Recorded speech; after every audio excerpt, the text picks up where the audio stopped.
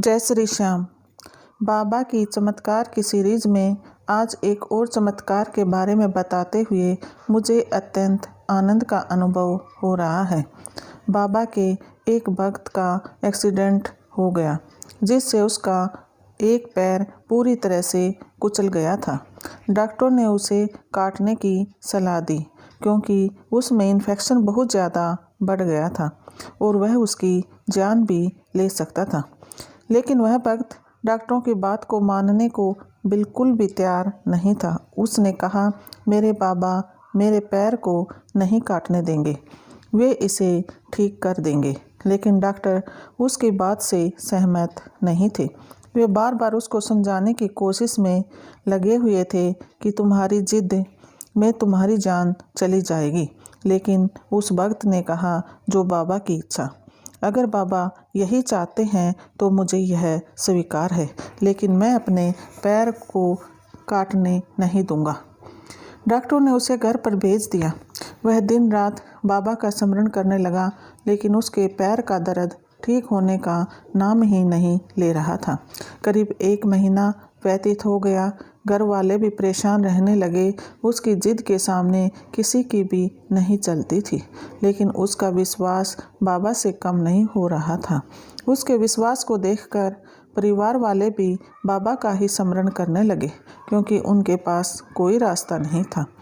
फिर अचानक एक दिन सुबह एक बाबा भिक्षा मांगने के लिए आया।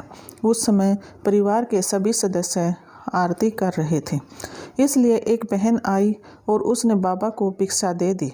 जब वह भिक्षा देकर जाने लगी तो बाबा ने अपनी पोटली से एक पुड़िया निकाल ली और उस बहन को कहा, जिस भाई के पैर में इन्फेक्शन है उसको शहद में मिलाकर 3 दिन चटा देना और बाबा की जोत के घी से उसकी मालिश कर देना। वह बहन जल्दी में थी, इसलिए उसने कहा, ठीक है बाबा, और जल्दी से बाबा की आरती में सम्मिलित हो गई। आरती लगभग समाप्त हो गई थी। उसको ध्यान आया कि मैंने बाबा से यह तो पूछा ही नहीं कि मालिश कैसे करें और कितने दिन तक करें, क्योंकि पैर में तो जख्म है। वह विचार करते करते घर से बाहर आई और उस बाबा को ढूंढने लगी। उसने देखा कि ज़्यादा देर नहीं हुई है, यहीं पास में ही भिक्षा मांग रहा होगा। इसलिए उसने आसपास सभी से पूछा, लेकिन किसी को नहीं पता था, क्योंकि वह बाबा कौन था, कहाँ से आया था, किसी ने नहीं देखा और न ही किसी और घर से उसने भिक्षा मांगी। उस बहन ने यह बात घर के सभी सदस्यों को बताई। वह भक्त तो बड़ा प्रसन्न हुआ और यही कहता रहा, वो मेरे बाबा थे जो स्वयं मेरे लिए दवाई लेकर गए हैं। उन्होंने बाबा के बताए अनुसार वह पुड़िया उस भाई को खिलाई। 3 दिन में ही उसको जख्म ठीक हो गई। वह नित्य प्रति मालिश करवाता और उसको आराम शुरू हो गया। उसको लगभग 6 महीने का समय लगा, लेकिन वह भक्त पूरी तरह से ठीक हो गया। उसका पैर पहले जैसा ही हो गया। यह कोई बाबा का ही चमत्कार था।